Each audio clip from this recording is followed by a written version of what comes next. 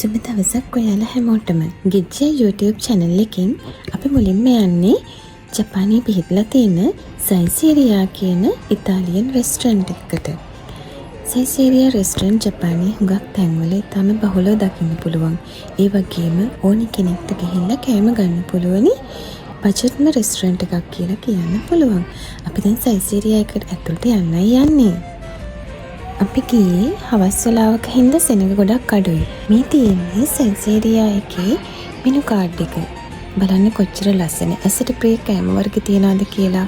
දවල් වෙලාවට සහ රෑ කෑම වෙලාවට වගේ සයිසීරියා එක ටිකක් කාර්යබහුලයි. එතකොට ටිකක් වෙලා එළියේ ඉන්න වෙන්න පුළුවනි. හුඟක් සයිසීරියා රෙස්ටරන්ට් වල තියෙනවා පොතක් තියලා ඒ පොතේ යන එක්කෙනෙක්ගේ නම ලියලා කී දෙනෙක් ඉන්නවද කියලා ලියුවහම එයාලා ඉඩ හැදෙන විදිහට ටේබල් ෆ්‍රී වෙන විදිහට අපිට කතා කරනවා. ඔන්න ඕඩර් කරන්න යන්නේ. ඒකට අපි ගිහිල්ලා වාඩි වෙන අදාළ මේසයේ තියෙන QR කෝඩ් එක ස්කෑන් කරලා ඊට පස්සේ ලැන්ග්වේජ් එක අපි ඉංග්‍රීසි වලට මාරු කරගෙන ස්ටාර්ට් ඕඩර් ගිහිල්ලා දැන් ඔන්න ඕඩර් කරන්න යන්නේ.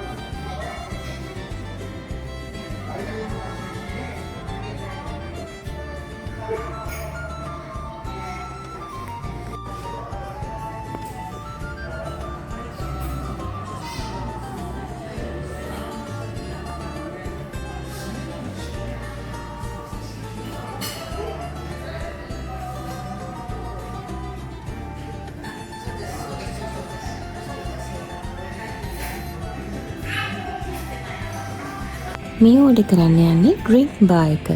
ඩ්‍රින්ක් බාර් එකේ අපි කෝඩ් එක ඇතුල් කරලා සමාජිකයෝ සංඛ්‍යාව දැම්මහම අපි ඩ්‍රින්ක් බාර් එකෙන් ඇති තරම් බීම වර්ග, කොෆි වර්ග, ලැටි වර්ග, කැපුචිනෝ බොන්න පුළුවනි. ඉතින් අපි ඔන්න ඩ්‍රින්ක් බාර් එකත් අපේ මෙනු කාඩ් එකට ඇතුල් කරා.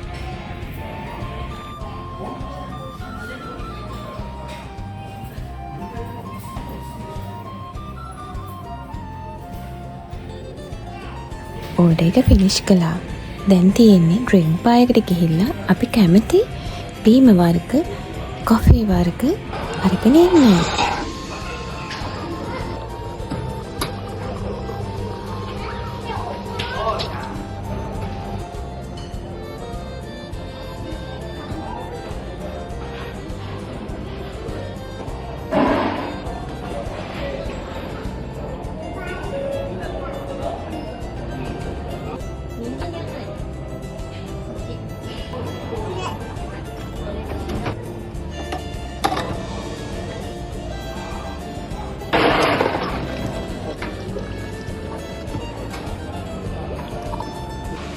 අපි ඕඩර් කරපු කෑම මේ වෙනකොට මේසෙට ගෙනහැලා තියලා.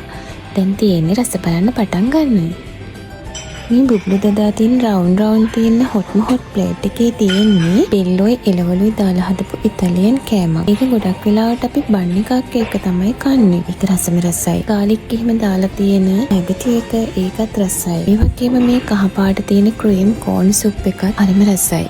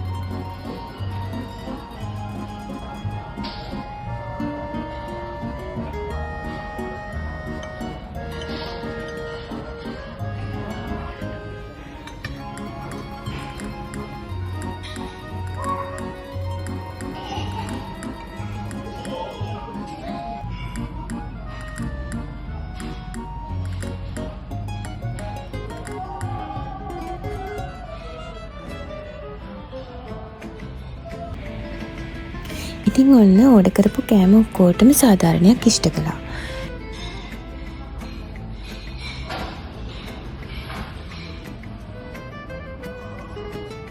ආයේ ඩ්‍රින්ක් බාර් එකකින් ස්පාර්ක්ලින් ග්‍රේප් ජූස් එකකුයි මෙලන් සෝඩා එකකුයි බිව්වොත් හොඳයි වගේ හිතුණා.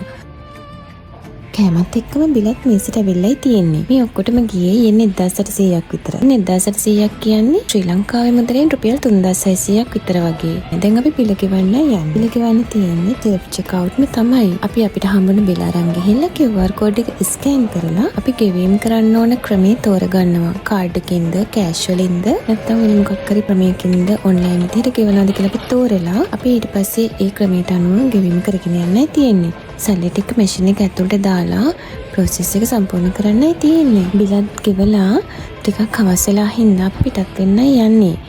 ආයෙ අලුත්ම අලුත් අත්දැකීමක් එක්ක කිච්චියා YouTube channel එකෙන් අපි ආයෙත් හම්බෙමු. ඔයගොල්ලෝ හැමෝටම සුබම සුබ දවසක්.